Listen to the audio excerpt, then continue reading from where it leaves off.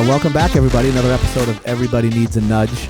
We got to be pushing this is season 2, episode 3, I think. Yep. We got to be pushing 25 episodes. Gotta be. Yeah? Yeah. When did we start this, Root Beer? This summer. Yeah. And we were going strong, and then we kind of, we missed some weeks, but, life gets in the way. Unbelievably, this isn't my full-time job. As good as I am at it, it's not my full-time job. It should be. Yeah, you know what? It should be. Maybe someday. I think I should have been on the radio. I usually listen to Maddie in the morning. Yeah. On my way in, and I could picture you on that show. My wife likes Maddie in the morning. He retired though, right? Yeah, it's How's the show since? It's good. Yeah? It's still good, yeah. Who's the main character now? Who's the main guy? Oh, I can't think of his name. So it's not that good. It's his best friend. It's not that good. He was on it before. But Maddie in the morning just has a ring to it, so you remember. Yeah.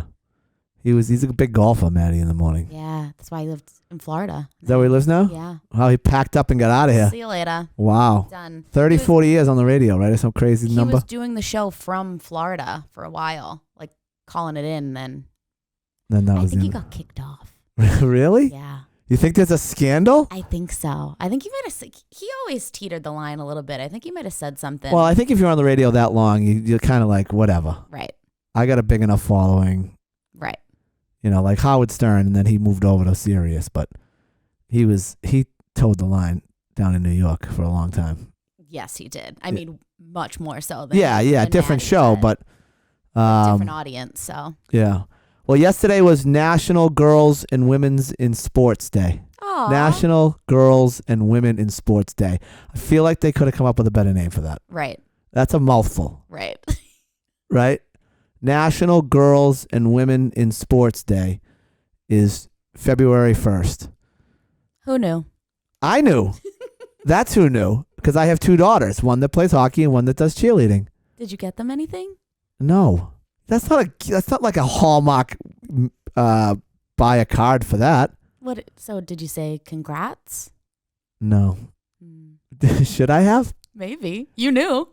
I did know, and I did know, and I referenced it in a tweet for my girls hockey team. Did you put your daughters in the tweet? I didn't. Yeah. You think I missed one there, huh? Maybe. Yeah. But it got me thinking. So it got me thinking about why do you coach and all that stuff, right? But I'm now I had a couple of stories as it relates to coaching. Some of the girls that I first started coaching at Duxbury High School are now graduating from college. Yeah. So I had a girl send me a photo. She was at a BC hockey game. She goes to BU. I went to BC. And BC was winning. I don't know. BU was winning. Sorry, BU was winning 5-1 or something. So she sent me a picture of the scoreboard, which in turn sparked a nice little text exchange with a girl named Katie Hill, who I coached, 5 years ago.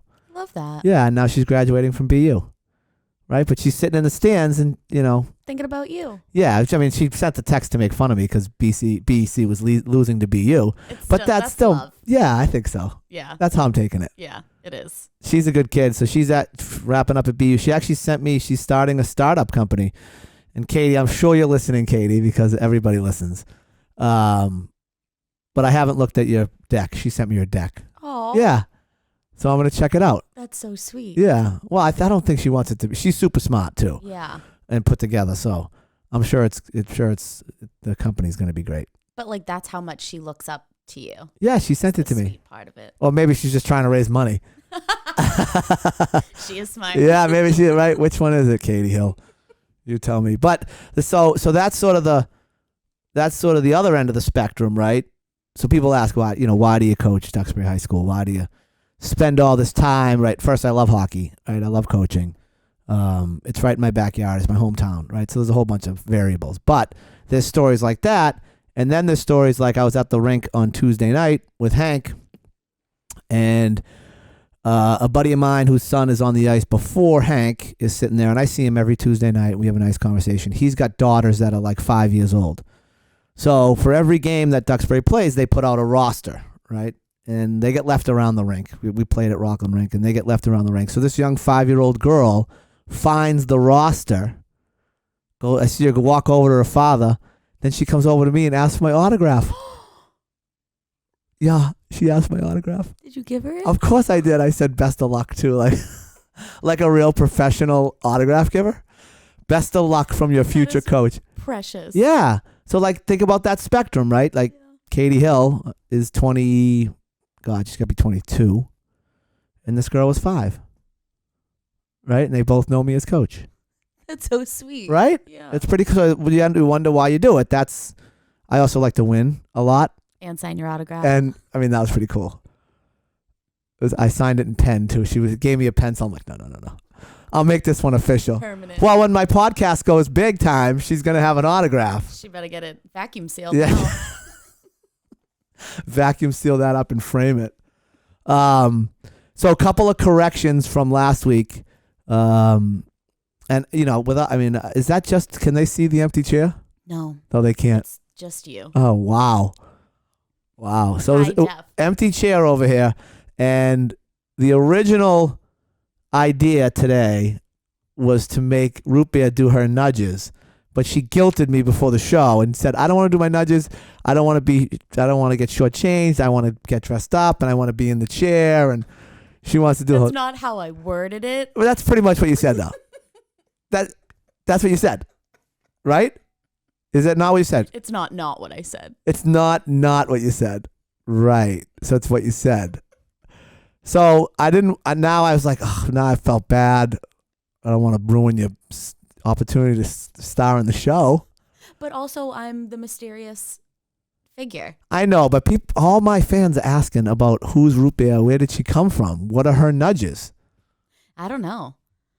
Well, we might touch on a little bit of it today, just, because the seat is empty. But I'm going to give you a chance to shine, to sit in the seat, okay? Okay. But I'll give you fair warning so you can put on your Sunday best. I appreciate that. Yeah, because that flannel you got going on? Ain't it? No, that ain't it.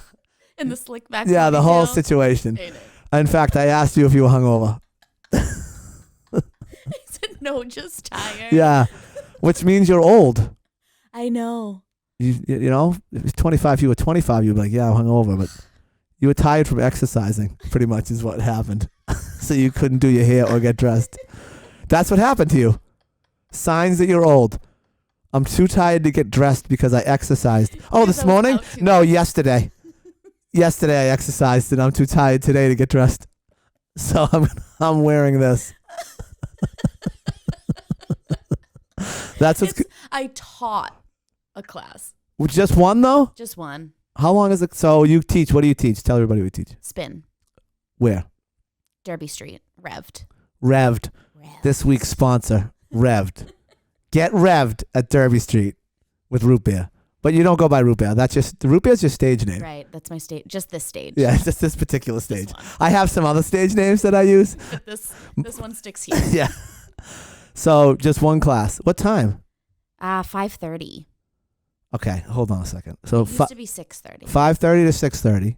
Right. You're home at 7:30 to Berkeley? Well, we had a meeting after. Okay. So I was there for a little while. Okay. Did you have some wine? No. Oh. No wine. I haven't been drinking wine lately. Really? Yeah, so started counting the macros. What's a macro? I don't know.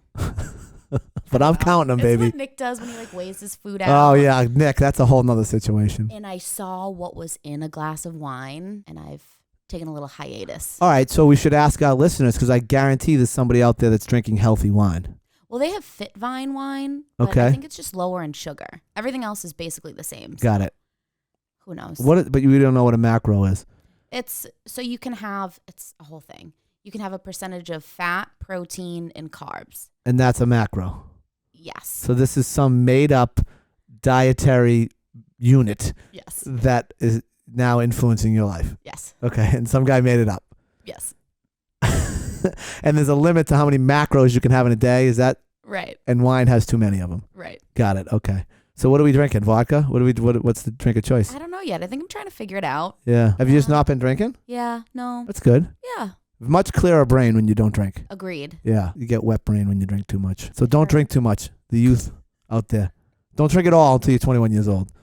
And then when you do, drink responsibly. And go to Revved to get your workout in. That's it. Yeah. I mean, simple. That's the end of the show, everybody. I think it's gonna wrap it up right there. So that was my cool little story from this weekend. I had another little I don't want to call it an episode, but like a situation. So my daughter Annabelle had to take the ACT test, or the practice ACT test, because she's getting ready to go to college, and so it was in Newton. I had to go to Newton. I had to take her to Newton. So I take her to Newton. It's at 8:00 in the morning. I have to stay there till 12. So I'm like, what am I going to do? So I did a couple things, and then I just went out for a walk. I was just like, I'm going to go out for a walk and walk the streets of, I was in Nonantum. That's the part of Newton that I was in. So I'm walking down the street, and there's a Sons of Italy, and there's a not a banner. What's it called? Like an awning hanging over the front door, and it says, American Italian Sons. No, Italian Sons of America. That's what it says on the awning. So I take a picture of it. I send it to Chris because to poke fun of, like, hey, this is a place you would hang. It's stupid. I'm trying to pass the time. It's a Saturday morning at 10:30. I've been walking around the streets and I'm bored stiff. So I take the picture. As I take the picture, I'm crossing the street. I'm across the street. I take the picture. Now I cross over the street, so now I'm walking underneath the awning. And as soon as I pass the front door, this Italian guy comes out. Okay, now he's like 3 steps behind me. Doesn't say anything. I full panic mode. I'm like, oh my God, I just took a picture of this place. This guy saw me take the picture. He's going to come out and he's going to smash my camera. So I'm like gearing up for a fist fight. Like I'm all tensed up. My brain's going crazy. And I'm like, okay, what's my first move here? Do I like elbow him? Like what? So he's like right behind me and he's keeping pace, right? In my brain, he's like waiting for his opportunity to pounce. He speeds up a little bit, gets parallel to me, and turns to me and says, hey, how you doing, bud? I'm like, oh, so you're just a normal person that came out and just happened to come out when I was walking by? Hey, how you doing, bud? And he turned left and went up. He was like taking out the trash. He had like a trash bag in his hand. I created this whole situation where I took a picture and some mafioso guy was going to come out and knock me, kill me. I mean, that's literally what was going through my head. So isn't that what happened to you when you were on the bike? Yeah, it's a whole. I make all these, but so my point is not necessarily that I get myself. I'm never in a situation. I just create these situations in my head, you gotta be ready. Which is crazy because the power of the brain. Yeah. Right. Right. So if you start thinking crazy things like that, all of a sudden your brain takes over. And now I was in like a movie scene. Where like the guy was gonna come out and kill me, and like that was the opening scene of the movie, right? Like a voiceover, Robert De Niro doing a voiceover.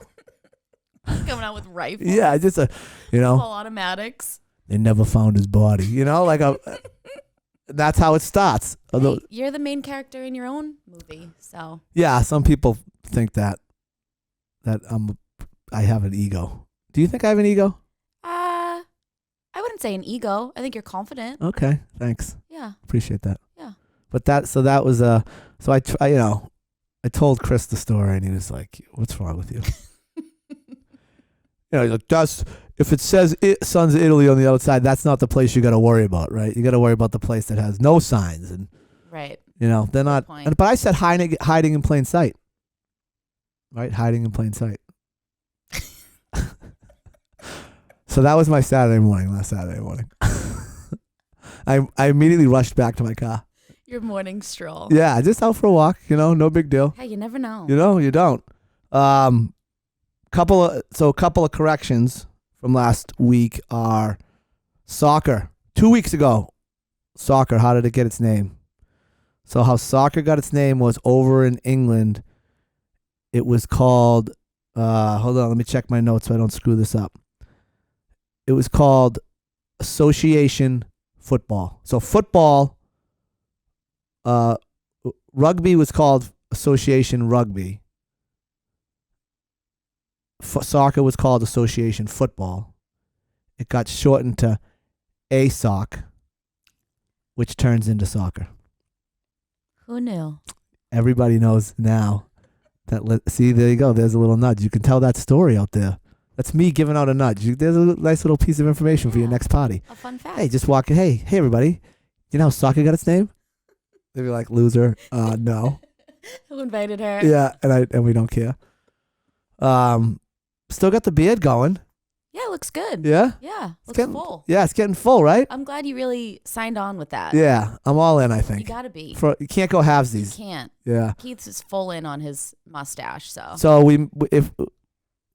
the plan is right now the Duxbury High team is undefeated, as you know, or unbeaten. I shouldn't say undefeated. We tied. Keith's the coach. I'm assistant. He's the assistant coach. I'm the head coach.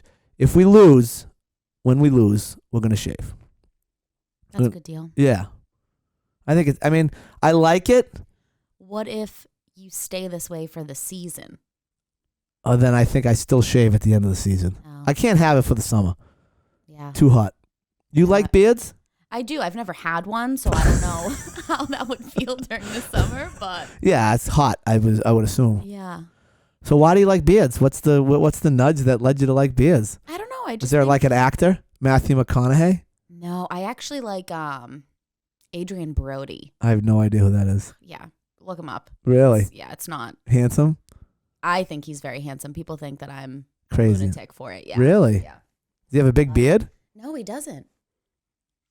Really? Yeah. What movie is he in? Give a reference. I don't know. The Pianist, maybe? The Pianist? Yeah, is that it? I don't know. I don't follow movies. I just figured usually like, oh, my favorite. I love this guy, you know, he's just Malcolm handsome. Brody, and you don't even know what He's just movie. handsome. What's his name? Adrian Brody. Adrian Brody. Anybody know him out there? I'm sure Yes. they do. Yeah. Yes. I do. So that's how soccer got its name. And staying on the soccer note, there was some talk about when we talked with Robert Nichols. There was some talk about some 17-year-old kids that were playing for the New England Revolution and how much money they made. They signed a 4-year contract totaling $261,000. So they make about $56,000 a year as 17-year-old kids playing soccer. That's crazy. Yeah. But if you listen to what he talked about, it's a full-time job. Right. You know? So is it really crazy? I mean, they're a professional athlete. Yeah. You know, I mean, it's crazy that a 17-year-old would make that kind of money. But it's their whole life. It's their whole life. And it's a job. They're working at soccer. They're not playing soccer the way that my kids do cheerleading and hockey. That's their life. Right. You know, everything's kind of worked around it. Everything's worked around it. School, food, everything, right? Where we go to school first and then they do their sports after. So they're not getting paid. Enough? At all. Actually, I'm paying. So kudos to those kids actually contributing to the top line of the household revenue. It's nice. Right. Yeah. Breadwinners. Yeah. Be nice, right? Yeah. They could like decide what they wanted for dinner and stuff. Right now, we're just picking it. That's it. Yeah, we're paying for it. Big issue. Do you like fish? I love it. Really? Yeah. So I don't like fish at all. Why? So good question. We'll talk a little bit about nudges, right? I grew up in a house where they didn't cook fish. My father didn't eat fish. He didn't like the way it smelled when you cooked it in the house. So it was never cooked. So you don't like it, or you're just not experienced in it? I don't think, I probably not experienced in it. I'm not sure I like the texture. I don't know. Fish, they skeeve me a little bit. All seafood or just fish? No, so I'll eat oysters. Ooh, that doesn't skeeve you out? No. See, that's I know, but a little wacky. I know, but you put like Tabasco sauce. I mean, you're not really. Juice, It's just a vehicle to taste the other flavors. But I'll eat oysters. I'll eat sushi. I'll eat like fried clams or calamari. But I will not have like a piece of salmon or cod or whatever else they're serving. But lobster? Nope. No crab. None of that. Shrimp? No shrimp. Nope. Bubba John shrimp. doesn't like seafood either. See, he's smart. Yeah.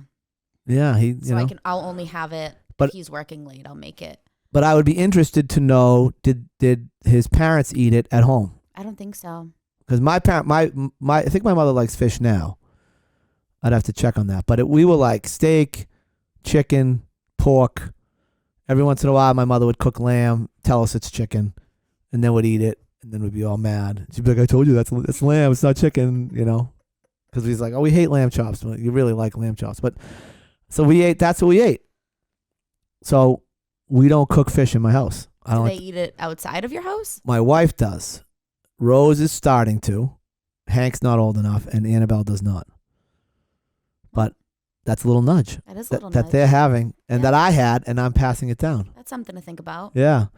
So on that sort of note, I was thinking about like all the little things that your parents do that influence your life, right? Like, so I had one, as you know, crowd lending's in the middle of sort of a transition here, and we've been introduced to some new partners, and we're moving sort of forward with a new relationship, and got to thinking like, okay, how did that transpire, right? Like, back it up.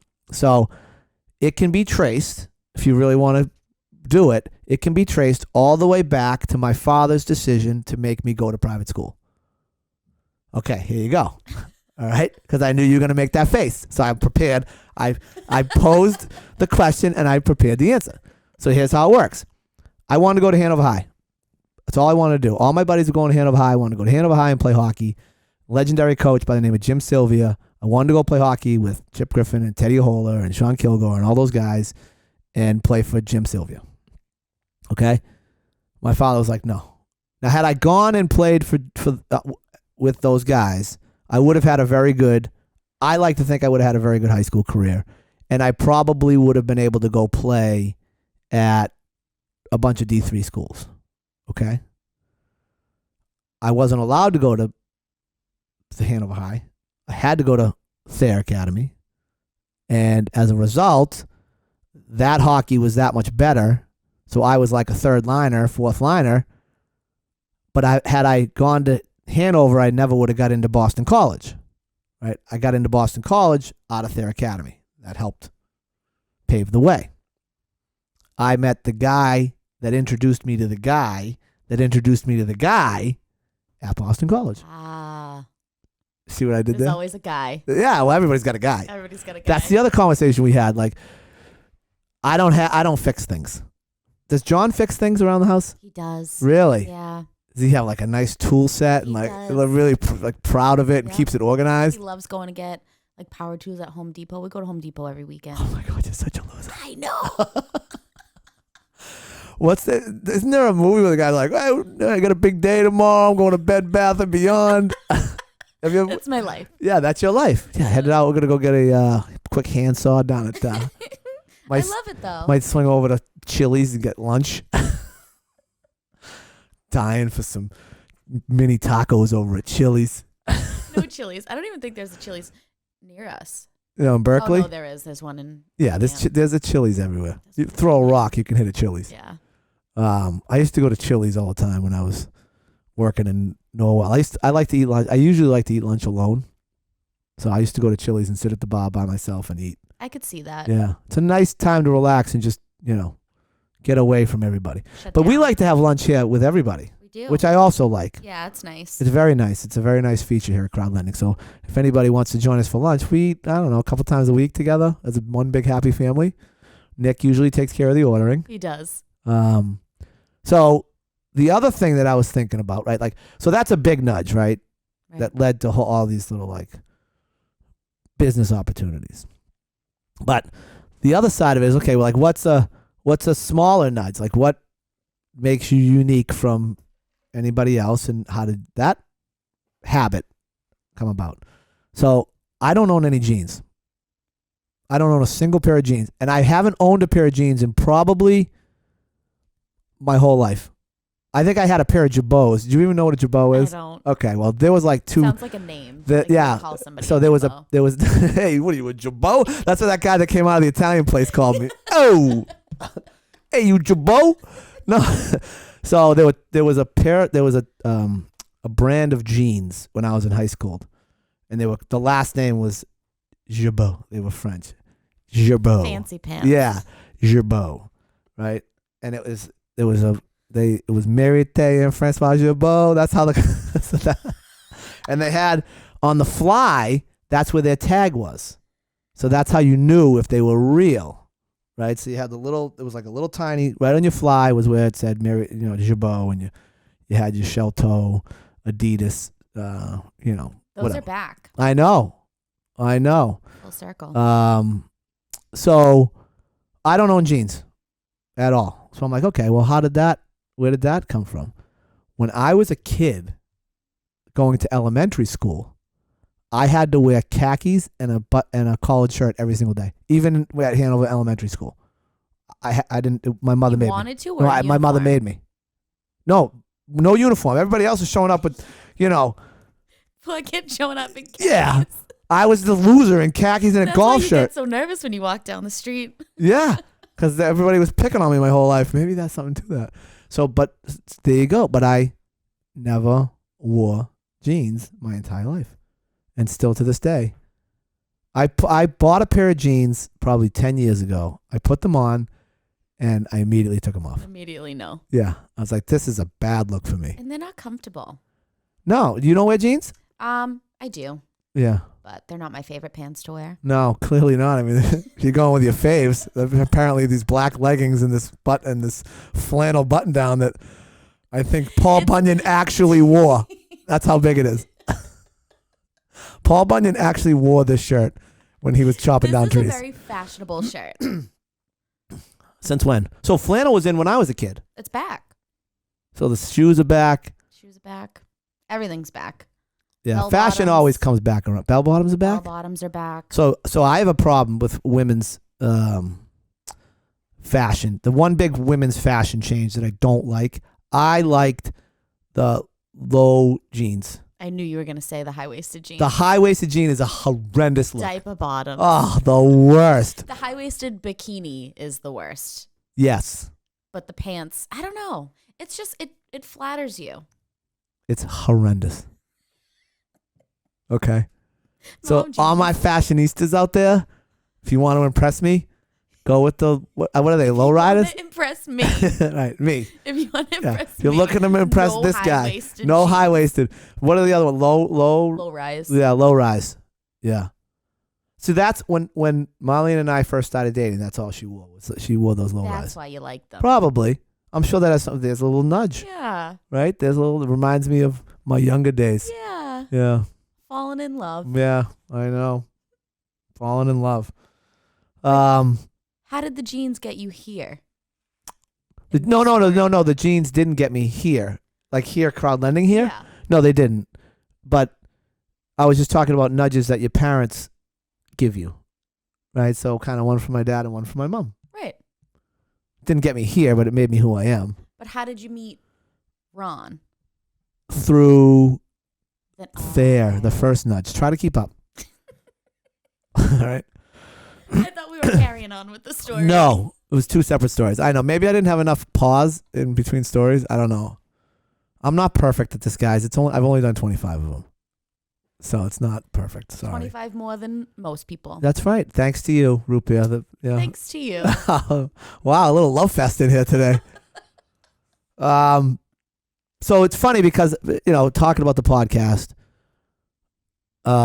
We got a guest coming on next week, and he reached out to me to mention that he listens to the podcast. My sister sent me a clip, and I'll send you the clip so you can work it into the video, where a comedian's up there and he's doing his jokes, and he's talking. At the end of the day, the joke is about how his father was a clown and a magician, and he tells a story about how when he's 5 years old, he saw his father in his clown suit driving around with some other guy in an Easter Bunny suit. And the joke was, so if you're looking for a nudge as to how I got into comedy, there it is. My dad is a magician. He's done that my entire life. He was a clown at the very beginning, just in case you're like, how do you get into something like that? It goes clown then magic. There's 2 steps. You can take them in either order.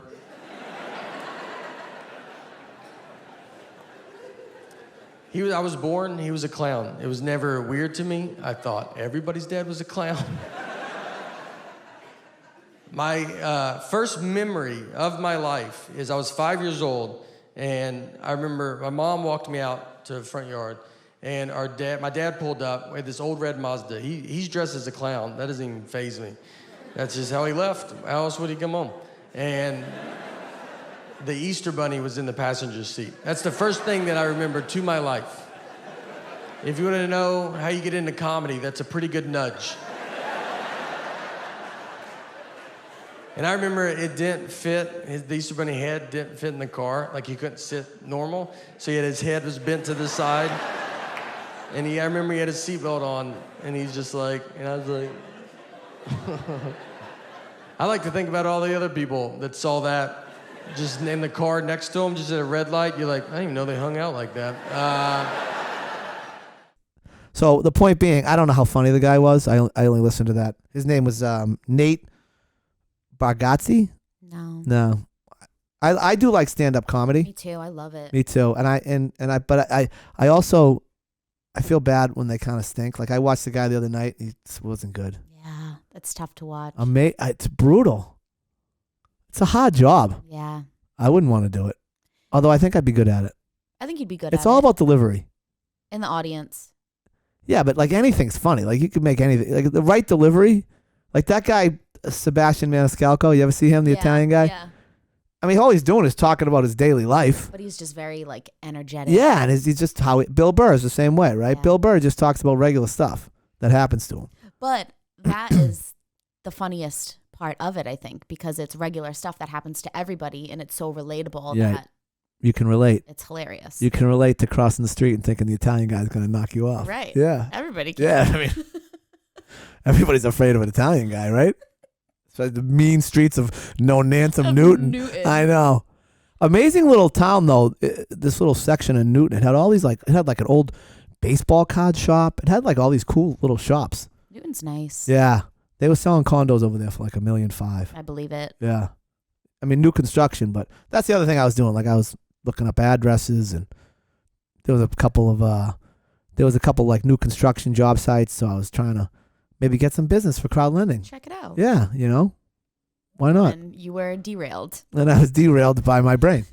By the mafia. Yeah. So, Christopher Maltasanti, if you're out there, I'm on to you. I know where you're hiding over there. No Nantham in the back. All right. I don't know what was in that trash bag, but it was definitely body parts. So the last thing we'll talk about here, we're just, is and you're not familiar with this, but it's hockey tryout season. So for all my hockey people out there, so the way it works, I'll give you a little timeline. So for next season, so the season that starts in September, they have tryouts in March. This March. So you play from September. Your season goes from September right up almost through March. Like Hank's season will end probably the first or second week in March. And then immediately the next week are the tryouts for next year's team. All right. So it creates all kinds of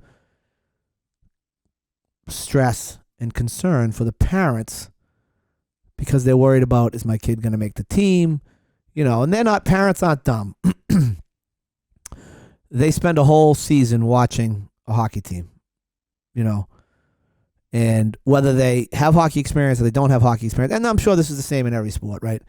If you watch the same 12 kids, 15 kids play a game 40 times, you know who's good and who's not, right? You know where your kid stacks up, whether he's the top, the bottom, the middle, he's safe, right? So, in most scenarios, you probably look, if you got 15 kids on the team, 12 of them are probably safe, right? It's going to be hard to replace those 12 with someone who's better, markedly better than they are, right? But then there's always sort of the bottom 2 or 3 kids, right? And then there's the kids that are on a different team that don't like the team they're on, or maybe mom and dad don't like the team that they're on because it's not the right level or the right coach or the right program. And, so they get all wound up in this whole craziness of, okay, I got to move my kid from program A to program B. And they start making their moves, making their phone calls, throwing out feelers right about now. February 1st is really the start of the crazy season. So for the next month, my phone will be ringing with parents calling me, asking me either, do you have a spot on your team? Do you know anything about this team? Do you know anything about that coach? What do you know about this? What do you know about that? So it becomes crazy, and people lose their minds. They lose their minds because they think that if their kid doesn't end up on the right team, that's the end of their career, which it isn't. especially not on the boys' side. So Hank's 12. So he hasn't gone through puberty yet.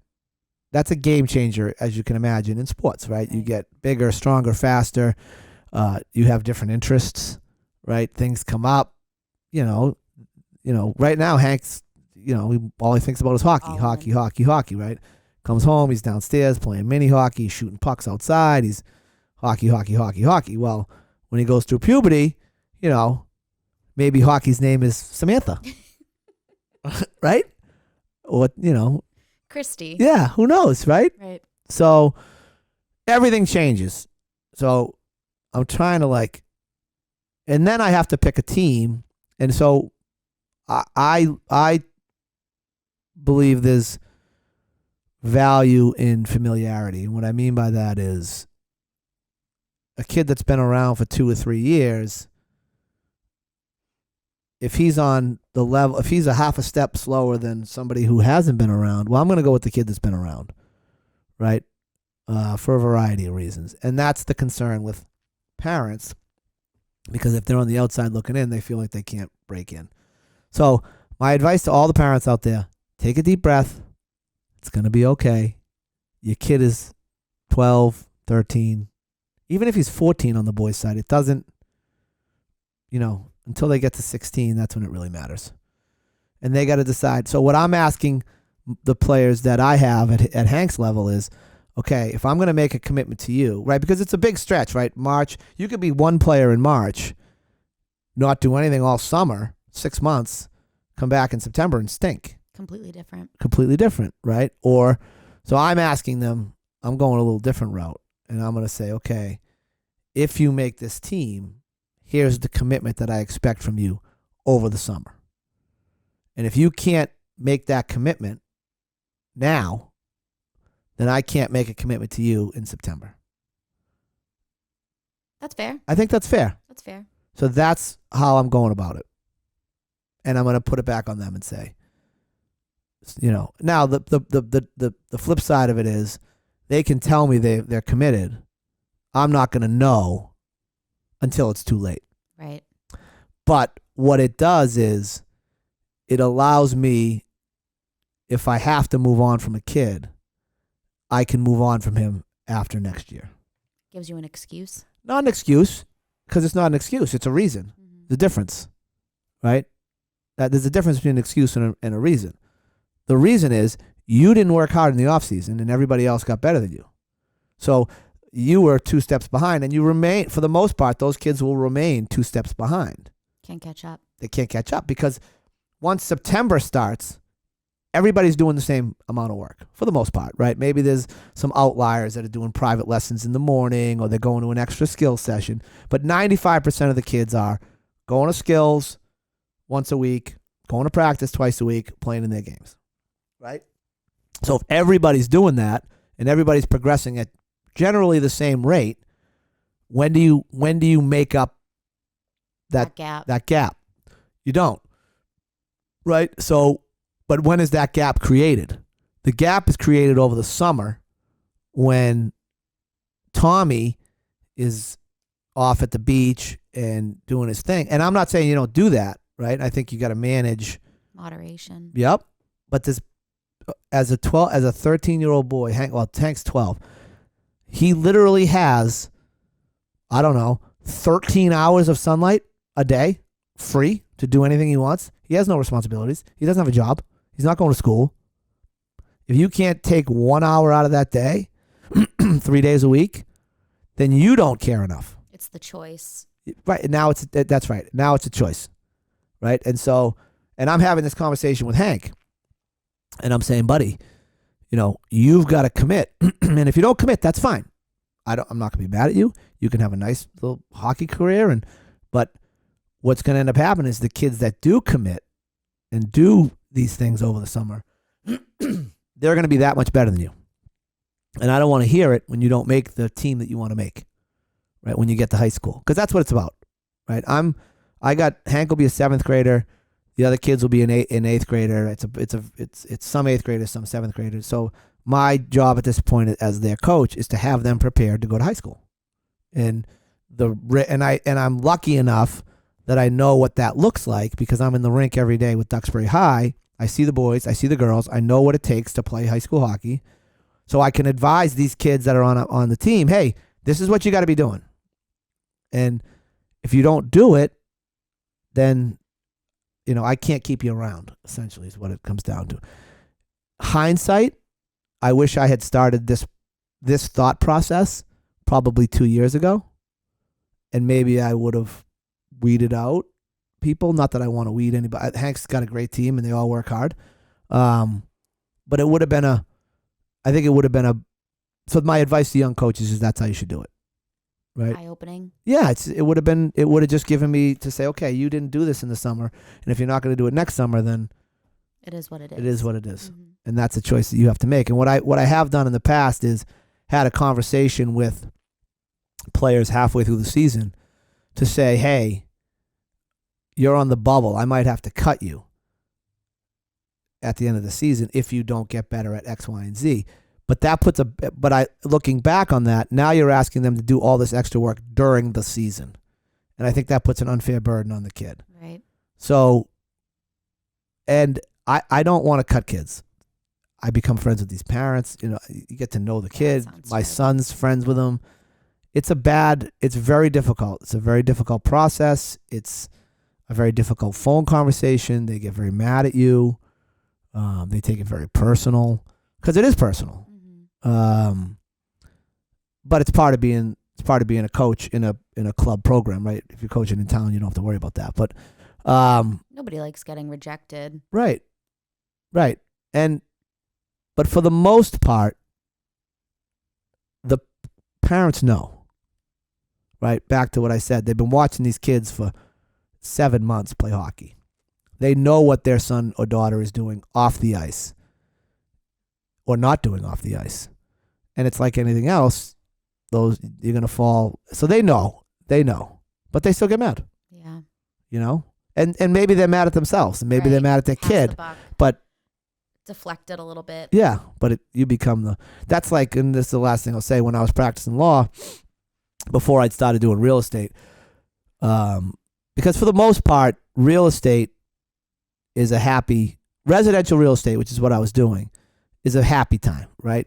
You want to sell, the other person wants to buy, Win-win. Win-win. Everybody's happy for the most part, right? 95% of the deals. Everybody's wonderful, right? The real estate agent brings some champagne, and this is their first house, and they take a picture outside, and they post it on social media, and everybody's excited, right? When I was doing criminal defense stuff and other stuff, it's the opposite, right? So at the beginning, they call you, they love you. Oh, thank you so much. You get whatever. You argued my bail, or you got me the court date that I wanted, or whatever, right? But as things progress and they get on with their lives and they have this ugly situation going on, whether it was a drunk driving case or an assault and battery, right? It's not their whole life, right? But it's like, okay, you call them and you're like, hey, you got to be in court in 2 days. This is what we have to do to prepare, right? And then you go to court and you tell them one thing's going to happen, and inevitably when you go to court, it doesn't happen. Something, your case gets bumped or whatever. They get all pissed at you, and they start to, it's called transference. They start to transfer the anger that they have on themselves for putting themselves in that situation onto the lawyer, right? And then you become the problem. You, the lawyer, become the problem. Like the dark cloud. Right. Yeah, I'm the dark cloud that's calling. Oh, and not only am I calling you, reminding you of this terrible mistake you made now 7, 8, 9, maybe a year, maybe 2 years ago. Oh, but I also need a check. Mm-hmm. Right? So I need money. To remind you. Which you don't have any of. Terrible thing. Right. That happened. Correct. So it's like a double whammy. Right? So they call that transference. And that wore on me. That was one of the reasons I got out of the business. I don't think many people could. Yeah. The last story I'll tell, this is the last story I'll tell about really, I had 2 incidents, 2 reasons why. One, I won't tell today, I'll save it, but was the reason I switched from a general practice in criminal defense where I was representing everything from assault and batteries, operating under the influence, child pornography. Like I did it all. I did this firm I was with. We did it all. To just operating under the influence. I made that switch for a reason. I'll tell that story later. And then I switched. The reason I got out of the business altogether was it was a Saturday morning, and when the phone rang, you had to pick it up because it was business. There were literally dollar signs, dollar bills on the other end of the phone. So it's a Saturday morning. It's like 11 o'clock. I'm at the beach. Beautiful day. Back when Duxbury Beach was open before the birds, So we go down there. I think I had 2 kids at the time. Yeah, I had Rose. It was before. It would have been before Hank. Right after Rose. So it was probably like 09, 08, 09. And phone rings. I take the call. I'm now sitting in the car. I have to turn the car on because it's 1,000 degrees. So my family's sitting behind the running car with the exhaust spitting at them at this beautiful, beautiful beach. I'm in the car with the air conditioner on. I'm on the phone with the guy for an hour and a half. Okay. Yep. He's going to hire me. Meet you at Plymouth District Court. Bring a check for $2,500. Great. I'm all excited, right? New client. You wanted to pick up 1 new client a week. If you picked up a new client every week, you were in good shape. You felt like you were making enough money to keep the lights on. So I'm like pumped. I get out of the car. I'm like, great. New client. Awesome. Sunday night rolls around. I'm preparing. I give the guy a call. I'm like, hey, we're going to be at the courthouse at 8:30. I'll be wearing a blue suit. I'll meet you out front, blah, blah, blah. Oh, yeah, I'm gonna go with my girlfriend's cousin. He's a lawyer, so I'm gonna use him. And I was like, oh, okay. And I hung up and I'm like, I'll never get that 2 hours back on the beach with my family. Right. That's gone forever. And I'm like, I'm done. I'm not doing this anymore. That was the nudge. Yeah. Who could? You got to be a certain type of person to be willing to do that trade off. Or you have to have enough business where you don't have to take that call. Right. So there was another guy in the business, last name was O'Reilly, and he was the most popular OUI defense attorney, besides this guy Steve Jones, but O'Reilly was like the number 2. But he was so popular, everybody was using him no matter what, so he would never return calls until Sunday night. That was his rule. So they could call all day, Saturday, Sunday, and then he would sit down Sunday night and say, yep, I'll be there. I'll see you in the morning. And then he'd make his rounds Monday morning. But he knew he was picking up 4 or 5 cases a week. And anyway, it didn't matter. If he lost one, he didn't care. Right? If the guy said, I called you on Saturday and you didn't get back to me, it didn't matter. It mattered to me. Right? I was 30 years old, 33 years old. I had 2 kids, spending way too much money on shit that I couldn't afford. I needed to make money, so I took the calls. Anyway, so we didn't have a guest today, but I felt like we covered a lot of stuff. I felt like it was great. Yeah, I think so too. Yeah, and we didn't ruin your day in the sun. I appreciate it. Yeah, I know you do. I appreciate that. Yeah. So I feel like I can never wear this flannel ever again. The flannel Here. has been banned. Here. Yeah, you can wear it elsewhere. Just can't wear it here. So, yeah, usually I say goodbye to our guests, but I'm going to say goodbye to you, Pia. So goodbye. Goodbye. Thank you for keeping me company today. Hey, thanks for having me. And everybody out there, if anybody has any questions, call, concerns, whatever, just give me a call because everybody needs a nudge. See you later, everybody.